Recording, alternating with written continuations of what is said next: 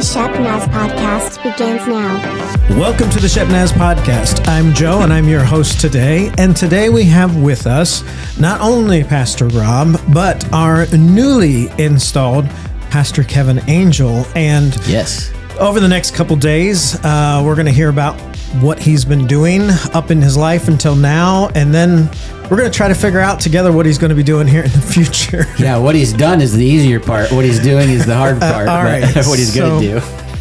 With that said, this past Sunday we had Faith Promise, and a lot of times we'll do a kind of a sermon breakdown. We didn't do that for this week, but if you missed finding out about Emmeline Jerome, actually we had episodes for her this past Thursday and Friday. So you can go back that and check that out if you haven't already. But welcome in, Pastor Rob. Thank you. It's good to be here. Yeah, and that was a great weekend. And if you don't know what Faith Promise is, it's really an incredible opportunity for us as the people to support the work that God's doing all around the world. And so every dollar that is given to Faith Promise goes to World Missions, our World Evangelism Fund, and it supports missionaries, schools, churches, hospitals that are being built in other parts of the world. And so what our hope and plan is that you would give just a little bit every week to that. And then together, if everybody gives a little bit, we're able to fund our World Evangelism Fund, and it makes a big difference around the world. So yeah, if you didn't get a chance to check that out, go back to the archives. Yeah, we'll call that shepnaz.org/media, and you can find that. I'm sure that's what you're looking for. That's exactly what I was looking for. And check it out so you can learn more about that. All right. So give us an intro here for Kevin. Yeah. So we have with us today Kevin Angel, and Kevin is our new XP. That's what we've decided. So nice. We just decided that 30 seconds ago. But Kevin is, as many of you know, Pastor Tim is retiring at the end of February. So February 23rd will actually be his last Sunday, and we've known this for a couple of years. Tim has been warning me that it's been coming, and so I tried to pray it off, and we couldn't, and so it's happening. And so we've been praying about what God would have us to do going forward. And Tim does a lot of things, and it's like you just can't add all those things to what somebody else is already doing. And so Kevin's come to do some of those things. There's some kind of restructuring, reorganizing that we're going to be doing. But some of the things that Tim was doing, Kevin will be doing. Some of the things Tim was doing, other people will be doing, and then there'll be things that Tim wasn't doing that Kevin will be doing. So it's a living work in progress. I know Kevin is very excited about that. Yeah. So, but we're excited to have you here, and we've been praying about this for a couple years, and God made it very clear that it seemed like you were the guy, and we can't wait for you to get started. So welcome to the team. Thank you. Yeah. I'm excited about the possibilities. Yeah, me too. Now you're coming to us from a pastor at Dayspring, and also as district secretary for SCO. Correct. But way before that, you started your Christian walk. So we would just kind of love to hear what life was like for you, kind of starting with your walk. All right. I grew up in the parsonage. My dad was a pastor. And my dad and my mom came to faith in their 30s. By the time I came along, they were already walking with the Lord and pastoring. Mm-hmm. So I grew up in church, the standard story. You know all the stories, you know all the things. Yeah. And but I knew I wasn't walking with Jesus. I knew that. It was my junior year in high school, and I had a buddy that after church, after every altar call, we would go out and sit in the car and listen to the radio, and I can remember him saying, "Oh, I made it through another one." And looking back now, I think, man, what a terrible thing. You're proud that you fought off conviction. Yeah. But I remember going through a season where I just didn't feel God speak at all. Like there's nothing. I'm like, well, I know I'm not a believer, but I don't feel any. So one night, about 11:30, I knocked on my parents' door, and I said to my dad, "You gotta pray for me." I said, "Because the Lord's not speaking to me. I grew up, no one comes to the Lord unless they're called or drawn." Yeah. And I said, "Jesus isn't. There's no conviction. Jesus isn't talking to me." And I would lay awake at night praying, "Lord, give me another chance before before I die. Yeah. And, Yeah. as a 17-year-old kid, it was a sincere prayer. And so I had my dad pray with me. And probably within about a month, we had evangelists come. And the second night maybe of revival came to the end of the service. And I've never heard God speak audibly, but man, it felt audible. Yeah. This is what I heard God say. It's now or never. Either you're going to follow me or you're not. That's not. Those aren't words you want to hear from the Lord. No, it's not. And I knew in my spirit, this is it. If I say no now, who knows? Yeah. And I just went to the altar and just poured my heart out and haven't turned back since. And it was just a very clear evidence to me that God was speaking and moving. And as you're sharing the story, cool. I can't overlook the irony. We were just sharing during lunch at how our kids sometimes want to have theological discussions late at night, right before bedtime, and you're guilty of the same. I am. I thought of that. I almost told on myself. Thank you, Joe, for throwing me under the bus. I appreciate that. I see we're going to have a great relationship. There's only one version of me. This is it. So, so as you came to Christ, and I kind of echo some of those same. I was a PK, and for those that aren't, it's a weird way to grow up. It is. Because you grow up seeing the church inside out, and maybe not always the prettiest parts that you get to see first. Right. And a lot of people, they come to Christ and then they see some of the things that aren't so nice afterwards, but we get it in the reverse order. Yeah. But there came a point for me too, where it was like, okay, I know they have this relationship, but somehow it has to become mine. Yep. Now, that also happened for you as it pertained to ministry then. Yeah. So how did that happen? Most definitely. When I graduated, I knew I was going to go on to college. In fact, at my high school graduation, my dad said to me, "Proud of you, son, but this isn't enough." I'm like, oh, wow. So I applied to Mount Vernon Nazarene College at the time, and they... Oh, you were there when it was a college, MVNC. Yeah, MVNC. I think you were too. I was too, So I am older than Google, so... They accepted me, and to be honest, I didn't apply anywhere else. I just felt like that's where I need to go. But I had no idea what I was going to do. Wasn't a very good student. Found out later that have dyslexia, so some learning challenges throughout school. I struggled. So I didn't think I was smart enough, and I didn't know what I was going to do. And I spent my freshman year praying, "Lord, you gotta help me know what." And then kind of after I said amen, I kind of whispered, "Just please don't call me to preach. I don't want to do it. I just don't want to do it." And I would call home and talk to my dad, and like, "Yeah, you got to pray for me. I'm trying to figure. I'm taking electives left and right. I'm gonna have to declare a major at some point." Yeah. And I came home after that freshman year.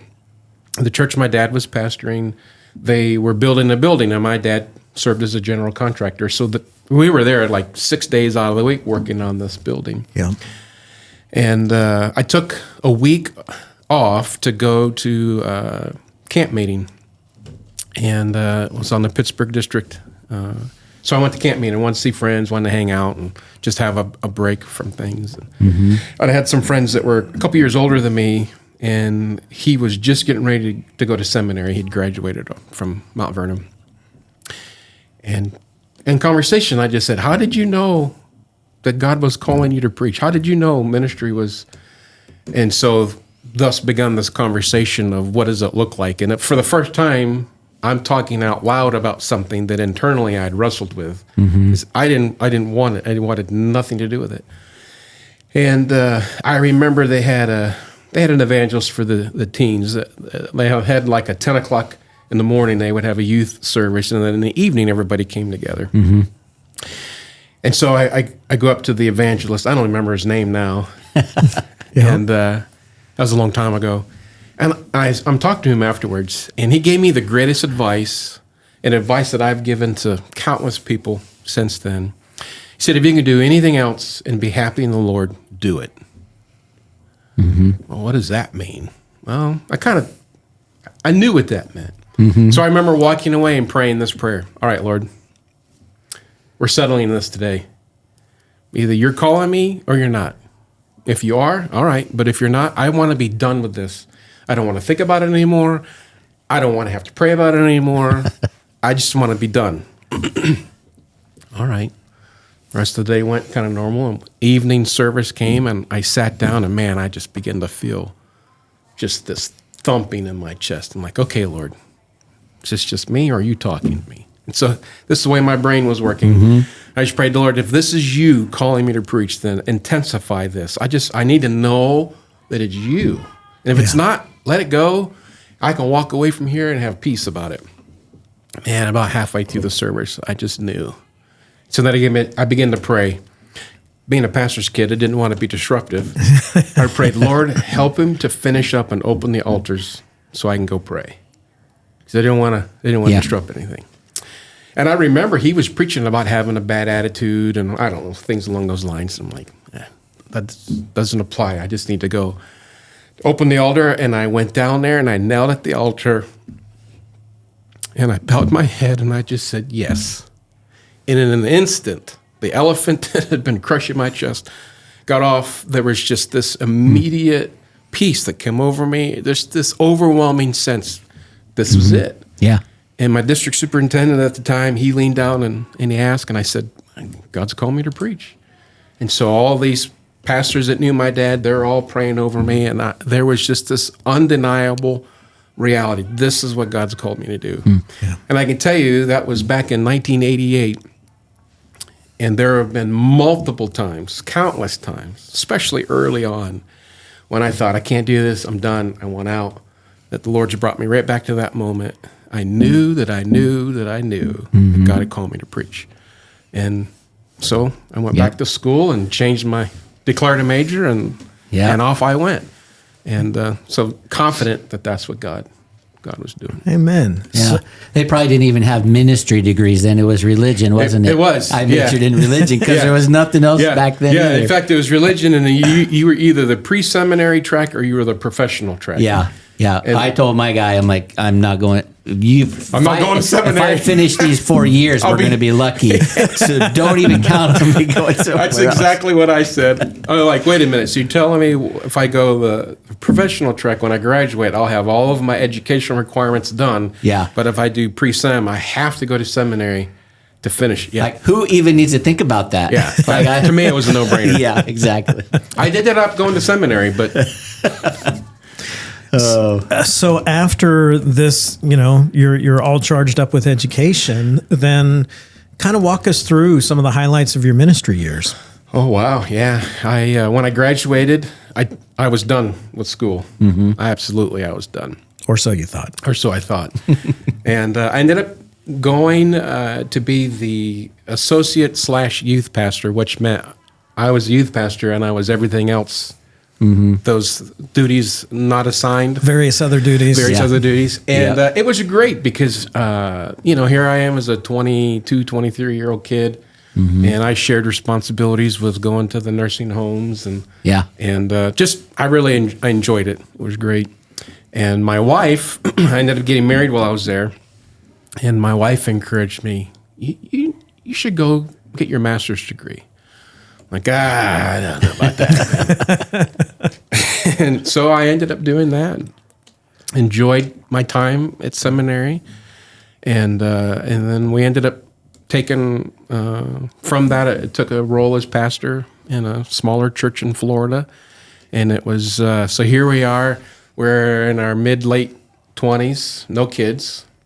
And the closest age to me would have been how old I am now. So they'd have been old enough to be my parent. Yeah. This young couple with no kids. First child was born there. Yeah. And, the Lord really taught me how to love and be loved and to pastor for senior adults. And I mean, back in those days, I was in everybody's home at least once a month. It was easy because they were all retired. Yeah. And from there, my journey's taken me, I've been on both coasts. I've been in the north. I've been in the deep south, and served in all kinds of different areas. Yeah. So wow. Rob and Monica had dinner with Sue Ann and myself, and and Monica and Sue-Ann are building some connection and realizing there's some things they have in common. And we were talking about all the places we'd been, and Monica kind of rised up in her seat and kind of over the table said, "You moved this poor sweet introvert girl all over the country?" So, actually, I did. And she never complained. Well, yeah, that kind of went with the introvert. Yeah, yeah, right. Yeah. Well, not an introvert at home, though. Oh, okay. Yeah, fair enough. So now you're also serving. We had mentioned that you're coming to us from Dayspring, Yeah. and shout out to any that might be listening from there. We love you. We're sorry. Please forgive us. But we really feel the Lord's moving in this. But tell us a little bit about what you do for the district, because that's still ongoing, right? Yeah. That relationship will continue on. Back when I started, Pastor Trevor was our district superintendent, and he asked me if I'd consider being the district secretary. I had some idea what that meant, but I didn't really know what it meant. Kind of like I had some idea what this role is going to mean here at Shepherd, but I really don't know what it means. And so I serve as the district secretary, which means I'm also the secretary of the credentials board, and another title I have is administrative assistant, kind of like helping the DS with things unassigned, if you will. But in that role, I've helped in various ways, but I oversee all the statistics for the district. So number crunching, I know that's thrilling and exciting, but I keep track of all of the ministers on the district. But I also work with those that are beginning the process of a call, and so they're not the educational side. There's other people to do that, but they're credentialing and organize the boards, to do all the interviews, and so there's a lot of things that come with that. District assembly is a big part of the role of working with the DS and planning the agenda and all the business that takes place. Yeah. Really, all of the work. That's a giant thing. Not just a little thing. That's a big deal. The work for district assembly, at assembly though, everything is in motion. Yeah, if you've done your job ahead of time. If I've done my job ahead of time, then everything else is on cruise control. Then it just kind of. And you'll be starting to do all that work very soon. Well, we already are. Yeah. We've already been in the midst of all of that. Actually, this has been a really crazy transition with finishing out at Dayspring, but also being a busy time for the district. We've had and a new district superintendent. And a new district Who's superintendent. only been here a few months. Right. Yeah. But we've already gone through like district nominations. Local churches haven't quite gotten to that point yet, but we've already done all of that, and so there's a lot of responsibility with budgets. We've had budget meetings. We've already had a budget meeting here. Yeah, we just had a 2.5-hour budget meeting here today. Yeah. In full disclosure, your first meeting here at Shepherd officially was a budget meeting. So yeah. You're welcome. Yeah. Appreciate that. It just gets more exciting. All right. Well, I think we'll leave it there for today. For tomorrow, we're going to get a little more into kind of what the vision might be for the future as we're looking at the ministry here and a lot of the goals that we have coming up here for Shepherd. So in the meantime, you can go to shepnaz.org. Also, we encourage you to follow us on Facebook, Instagram, and YouTube. For Pastors Kevin and Rob, I'm Joe. Have a great day. This podcast is a production of the Shepherd Church of the Nazarene, Gahanna, Ohio. Email to podcast@shepnaz.org and let us know what you think.